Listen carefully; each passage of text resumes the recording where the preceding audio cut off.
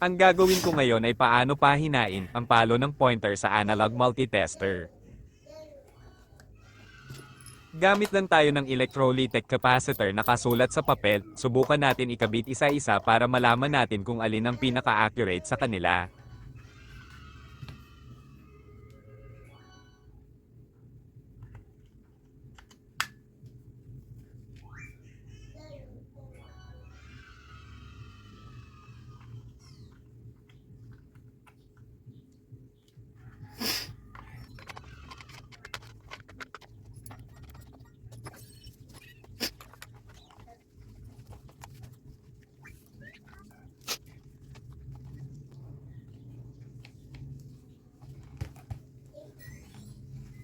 Pagdikitin ng red probe at black probe.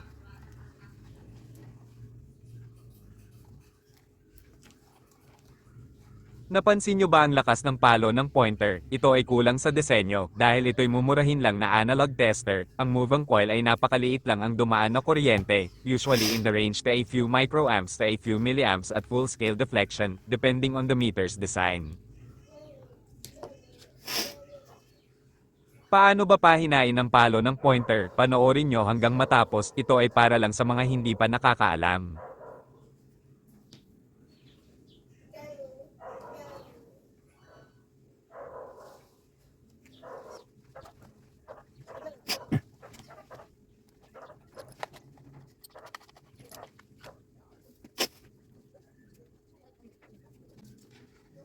Ito ay moving coil meter. Ang red wire ay positive at ang green wire ay negative. E-try ko ito ikabit isa-isa para malaman kung alin ang pinakaakmang gamitin. Unang ikabit ang capacitor na 16 volts 100 microfarad. Ikabit sa tamang position, ang capacitor naka-parallel sa moving coil, positive to positive, negative to negative. Pansamantala idikit muna natin para madali siyang mapalitan.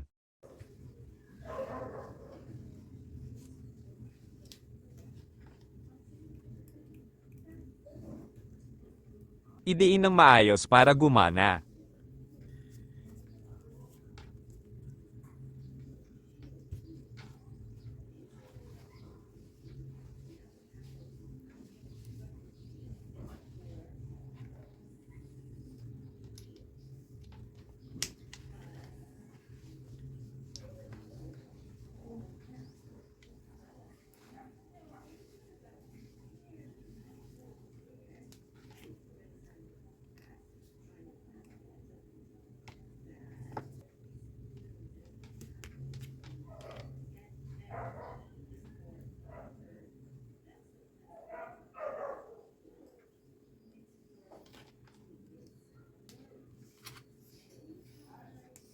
Pangalawang capacitor na 16 volts 220 microfarad.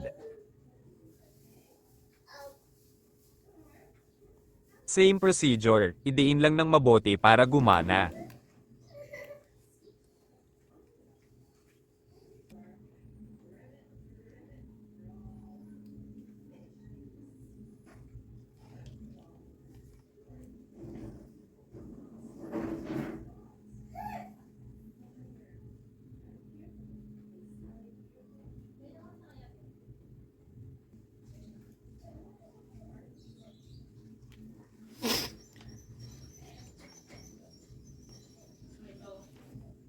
Pangatlong capacitor na 16 volts 330 microfarad.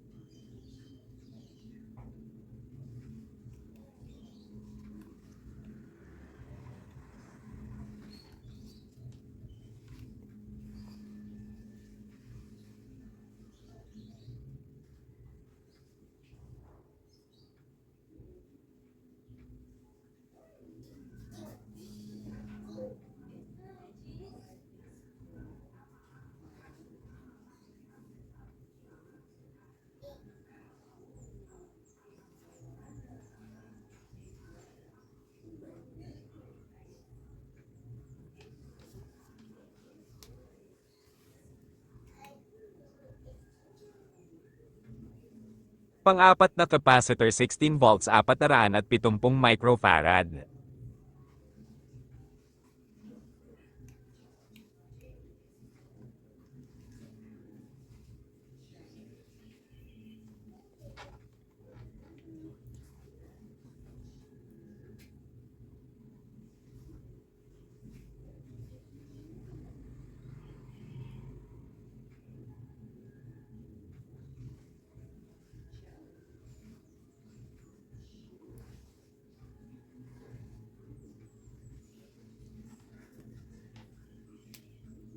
Panglimang capacitor na 16 volts 680 microfarad.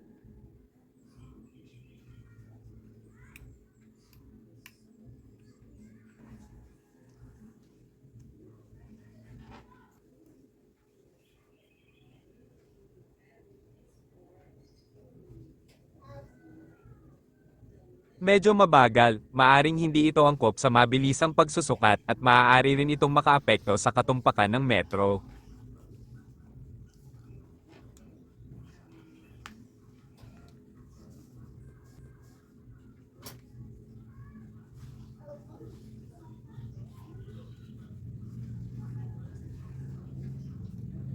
Ito ang pinakaakma sa lahat kaya ito ang gagamitin kung capacitor, so wabay ang palo.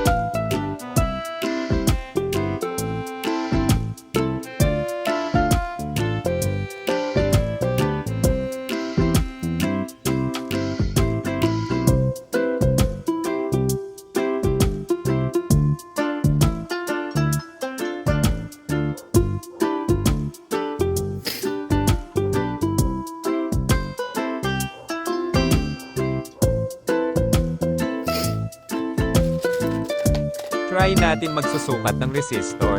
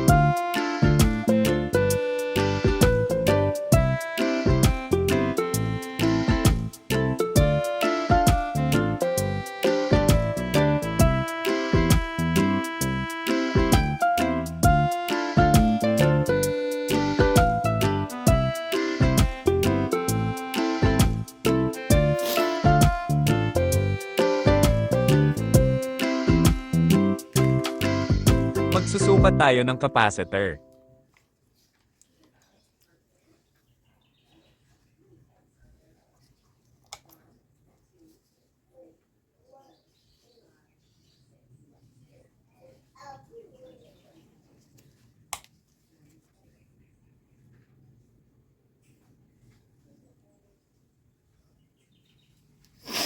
Ang suggestion ko, gamit kayo ng capacitor at resistor na ka-series sa isang analog moving coil meter para mas mabagal ang paggalaw ng karayom, at ito ang pinakamagandang combination. Tulad nito, pwede rin kayong gumamit ng capacitor na 16V220 UF with 1K resistor. Ito ay sample lang, at nakadepende rin sa klase ng analog multitester, kaya subukan nyo mag-experiment kung anong pinakaakmang gamitin para sa analog tester ninyo.